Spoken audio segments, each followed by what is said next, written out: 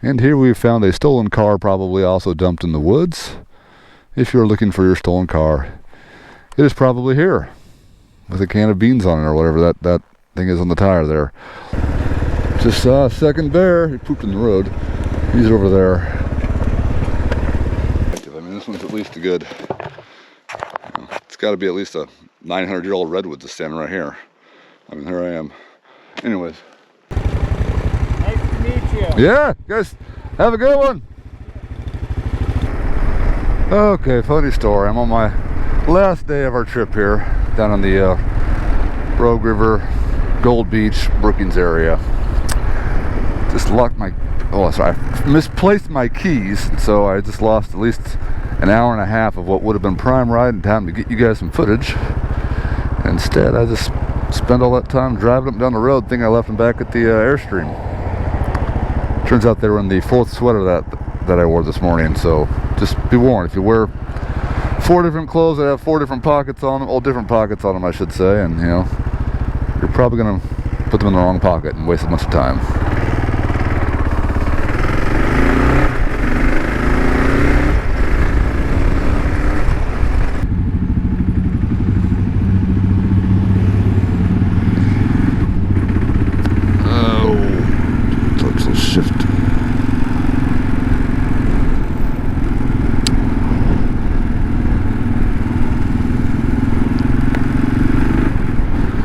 This is the town of Brookings as seen from 101, Highway 101.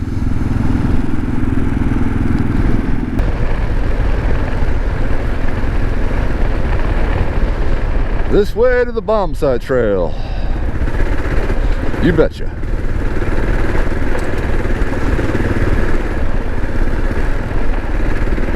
So I'm on my way to check out the Japanese bomb site here in Brookings. During World War II, there was only 3 attacks made on the United States mainland. All 3 of them were in Oregon, ironically, so I don't know what the Japanese had against Oregon, but one's in Astoria at Fort Stevens, one's here in Brookings where a Japanese pilot dropped 2 incendiary bombs up in the mountains to start a forest fire, and one's about 100 miles west in the town of Bly. So yeah, this is the first one we're checking out, I guess, in the series.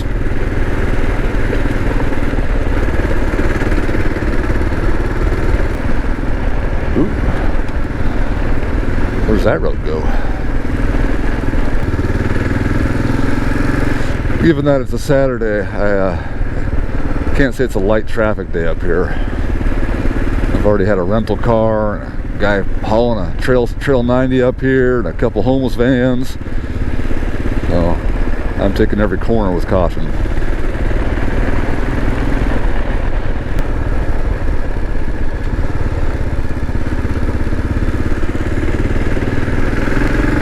Lots of foxglove. It's this pink and white flower you see everywhere. It's kind of interesting because it's not actually native to Oregon, yet it's in every forest in Oregon. It kind of makes me feel like somebody intentionally spread it everywhere. I think when they were reforesting all the burnt forest during the Tillamook burn, they spread seed everywhere for some reason. It's all good though. Bumblebees love it. Just don't eat it. It's poisonous. Not like I eat flowers or anything. That'd be kind of weird, wouldn't it? I don't even know if I'm going the right way, but you know, the view ain't bad. That cool rock face over there. Plenty of wildflowers. No sign of homeless people for at least 5 minutes, so yeah, this works for me.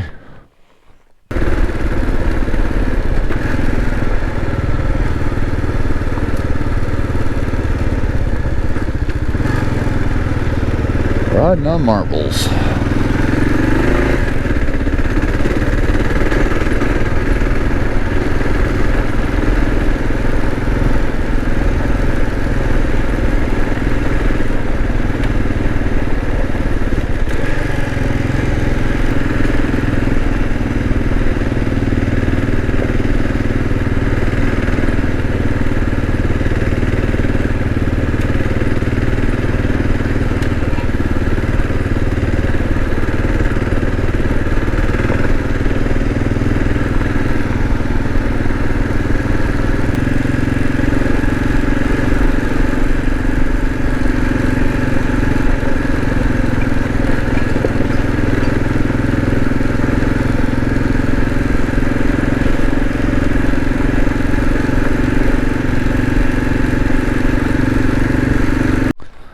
what that is over there.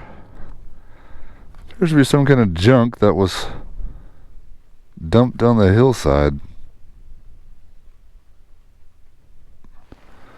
Can't tell if that was, I mean, it looks like a plane almost, but I would venture probably more like somebody's RV they dumped over the edge. I don't know. On second thought, I think maybe it's a boat. It's kind of what it looks like. It's got the shape of a boat to it, maybe. Like that's the front. And then the other half's just missing. I don't know.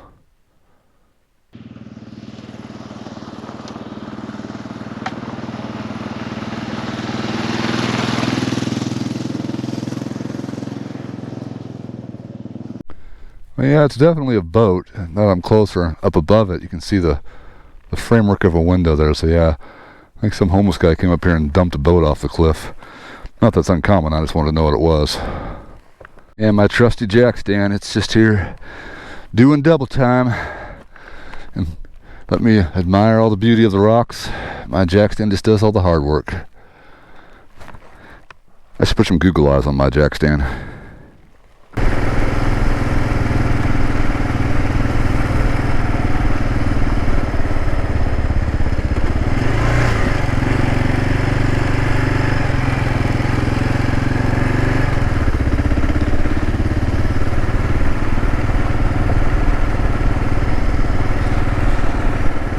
These cliffs are sure cool, aren't they?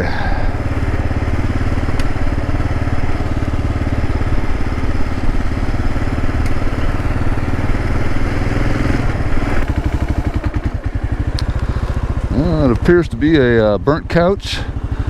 If anybody needs a burnt couch, it's been left here. Oh, embarrassing. Second gear again. It's just weird because all this rock looks like it's from Utah and Arizona, and it's not what we normally have here in Oregon. We have a lot of gray basalt.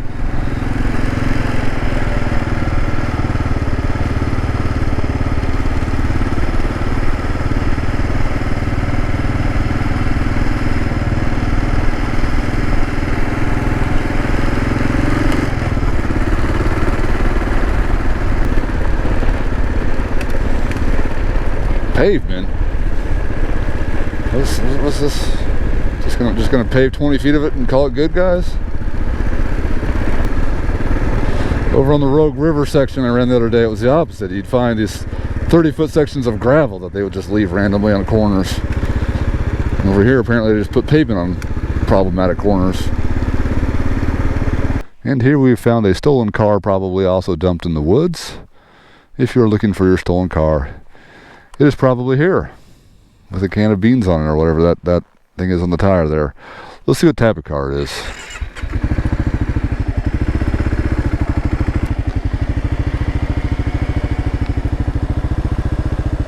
I don't know. Maybe the back of the car will tell me what type of car it is. I don't know. Well, it appears to be a Chevy Aveo. So if you happen to be missing a gray Chevy Aveo that is upside down in the forest, well, you left it right here. So just letting you know where your car is. Hopefully you come and find it. There's no license plate, or else I'd tell the authorities right now the easy way. I'm sure I could go find the VIN number on it too, but in reality, I'm sure they already know what's here. Oh, there's the corner of the license plate. You bought your Chevy Aveo in Medford, and you were eating diced tomatoes. I don't know what this one is. I think maybe it's just someone's moonshine distillery here. Got a couple rusty jugs back there, some propane. I mean, they were probably cooking meth here.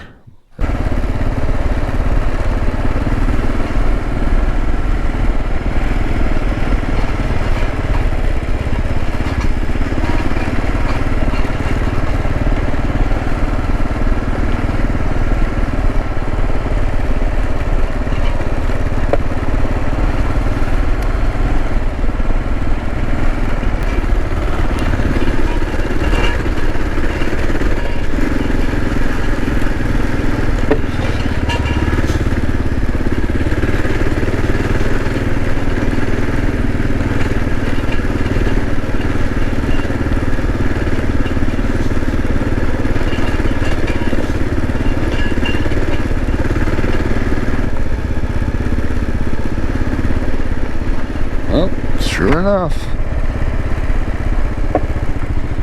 I thought that I was nowhere near where I was supposed to be, but there is a bombsite trailhead right there. I thought I'd see a Prius when I got here, but there's no cars here. Works for me. Just checking to make sure they didn't just throw the Prius off the cliff like everyone else is doing around here. Any Priuses down there? I guess we're good. Alright, I don't normally do this, but you know, don't get stolen. Just gonna leave all my stuff there this time. Alright, so that wasn't much of a hike at all. It was about 1 minute, maybe 100 feet or so. But this is what happened here. So this is the Japanese World War II bombsite. Not much to see here but these signs, but it is a burnt redwood forest. And this is what the guy on duty saw, Howard Gardner. He was stationed on top of Mount Emily. And that's this guy right here. So this is kind of what he saw at the time. He said there was a plane, type unknown, flying low, seen east, 2 miles circling. So he observed an unfamiliar aircraft. He informed the Army Air Corps stationed in Roseburg, Oregon, but unfortunately didn't know what was going on after he saw the plane because it was under cloud cover. At 12:20 though, the clouds cleared and he saw smoke visible on Wheeler Ridge. So they dispatched, I think it was 3 firefighters to come figure out what was going on. And so just imagine, it took me at least an hour to drive here, so I don't know how long of a hike that was for them, but they got here and reported that they found the fire smoldering among the redwoods, because this is all redwood forest at the time, and that the crater had small metal fragments found in it, so he assumed it was started by a bomb. So this is the Americans' perspective on things that happened. Let me go over here to the Japanese side, and what they had constructed was this submarine, dubbed the I-25.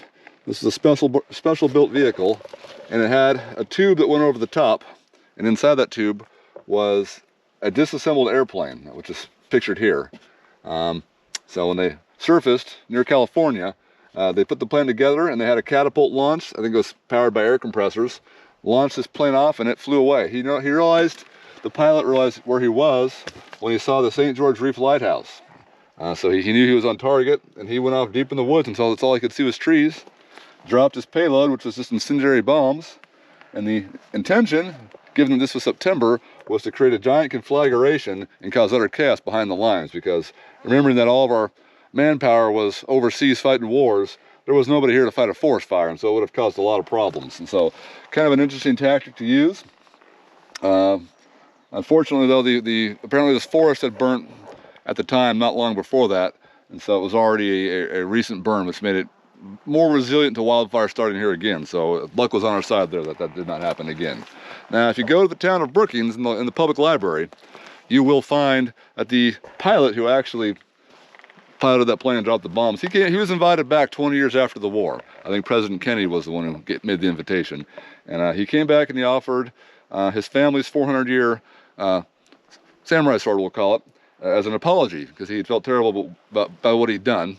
And so if you go to the library there, they have that actual sword on display still, and they have a model of the actual boat used here to launch the attack. So just interesting, because like I said before, there was only 3 attacks made on American mainland soil in World War II, all 3 by the Japanese, and all 3 of them were in Oregon. So I don't know what the Japanese' problem with Oregon was, but all 3 attacks landed here. One was Fort Stevens, one is here in Brookings, and the other one's about 100-200 miles east of here in the town of Bly, and that's where the balloon dropped. So hopefully I'll visit all 3 for you guys someday. We'll see.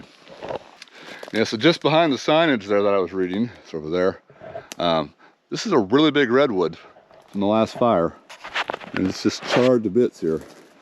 I guess if I walk closer, you'll get a better perspective. I mean, this one's at least it's got to be at least a 900-year-old redwood that's standing right here. I mean, here I am.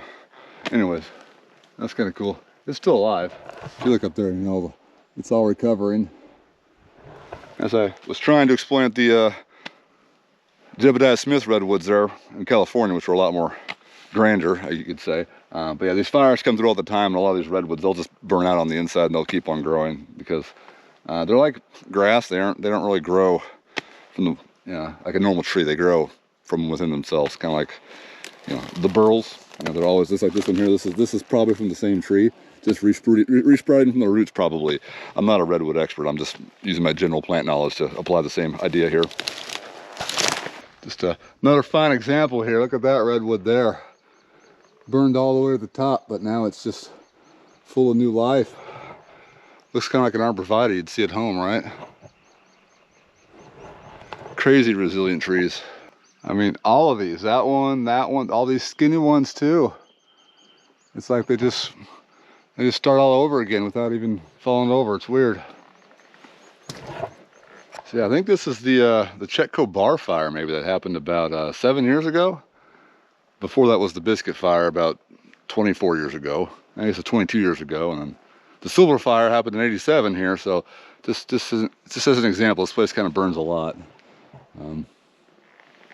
Yeah, it's coming back as usual though. A little spooky, just a little spooky.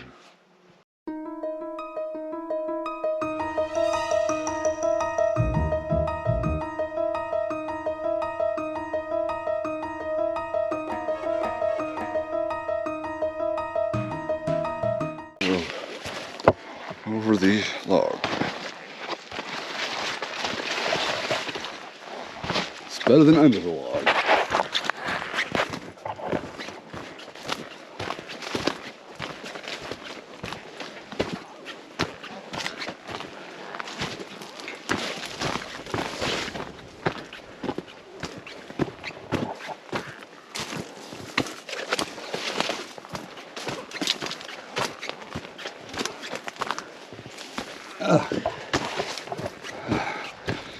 Nothing but a guy trampling through the bushes.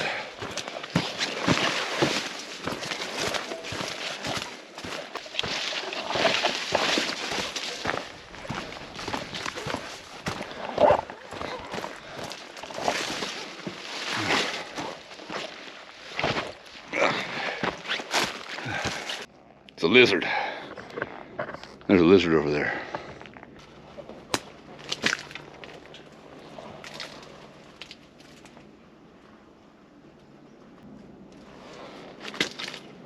You know, just as a final act of apology, I guess some of the pilot's ashes are actually spread here in the forest where the bombing took place. So it just kind of goes to show you how much regret we can have after a war is fought, and we can just hope, you know, that none of us have to fight in wars in the future. My hat's off to vets out there. You guys have been through hell. Just trying to count the rings on this fallen Doug fir here. I think it's about 400 years old or more, but good grief, I can't even see where the tree came from. It might be the big stump that's up there by the sign, but there's no stumps that way. It's just a giant log sitting right here. I think here maybe 50, about 100. There's another 100. I don't know, something like that.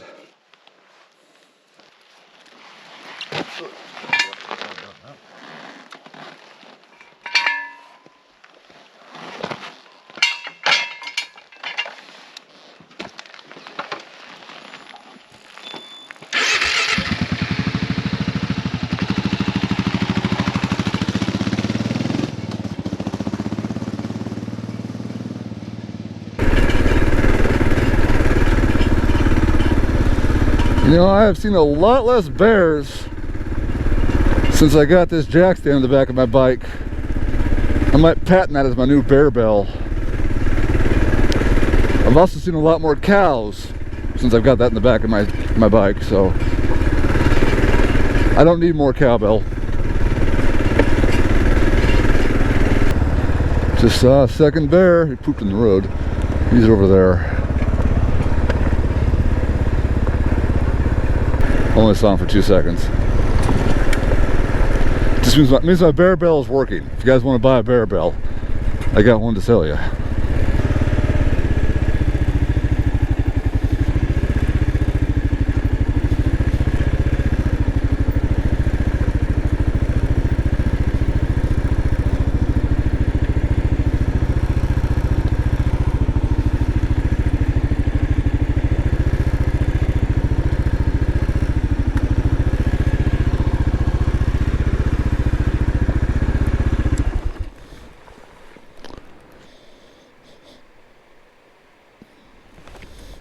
Well, we found the Winchuck River.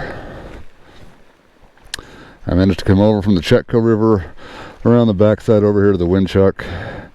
I don't know how long it's been, maybe 55 miles.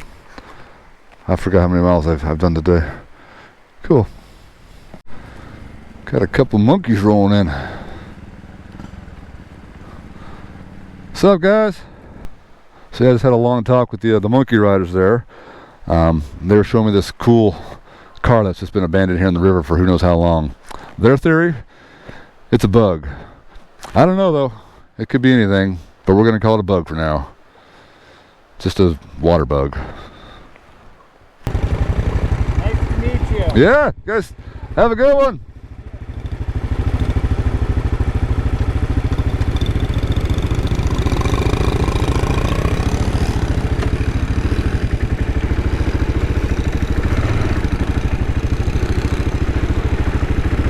These guys have been great. We've been talking for about an hour, sharing all kinds of cool stories about Brookings.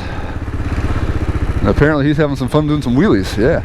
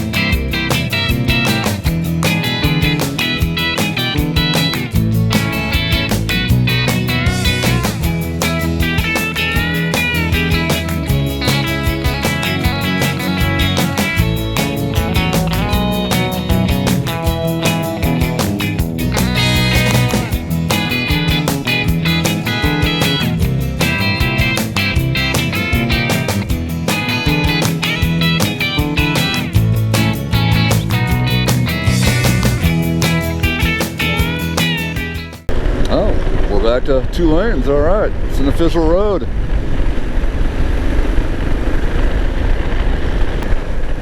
Oh, some deer.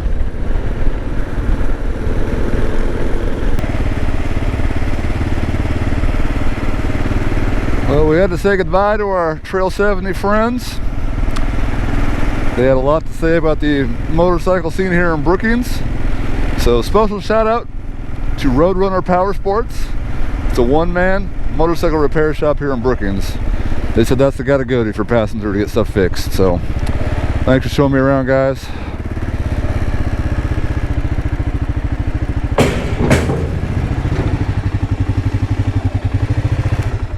And that's a wrap to our Southern Oregon coast trip. Wish I had more time, so I only had 3 days. It's actually 5 days, but only 3 days to actually make movies. Thanks for watching, everybody. Happy trails. So I mentioned the Rogue River Indian Wars a while back, and although I'm not able to find any monuments to show regarding that. I think the museums probably have some. This, however, is a state park wayside here.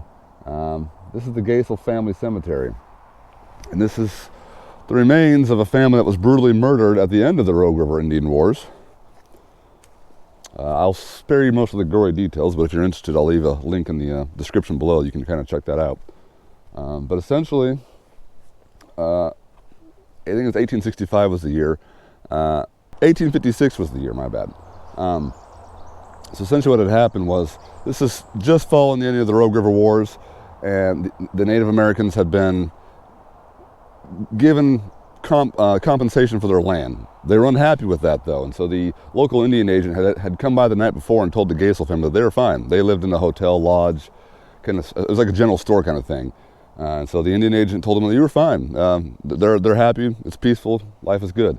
That same night, the Native Americans came by, drug everybody out of the house, and basically brutally massacred all of them. And then took the wife and the daughter, I believe, the eldest daughter, and they captured them, dragged them 20 miles up the river, and held them in a fort for months, if I recall. Meanwhile, the local settlers who were still here, the miners, because the Rogue River Wars was a war started by miners. Essentially, they were trying to get the natives out of here because they wanted to go mine, but the natives were living in the Rogue River. This was like a 4-year-long war. I think it was considered the bloodiest Indian war actually in America, if I recall too. I think 600 Indians died, and I think 600 or like 100, 200 white people died too. Anyways, essentially at the end of the war they were compensated with blankets, and they were unhappy with the blankets as compensation for their lands, and so they came back to take it out on the settlers.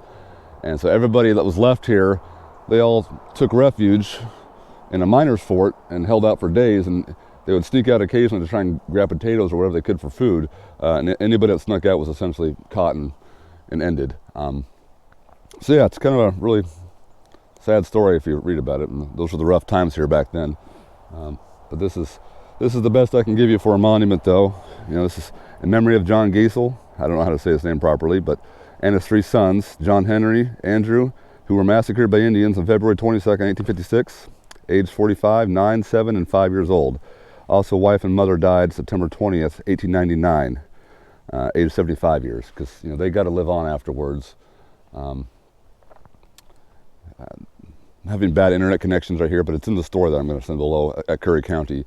Essentially, though, I think the wife, I think she remarried twice after this, and one of the guys I think became the last person hanged in Curry County too. So just some interesting history if you're into that. So.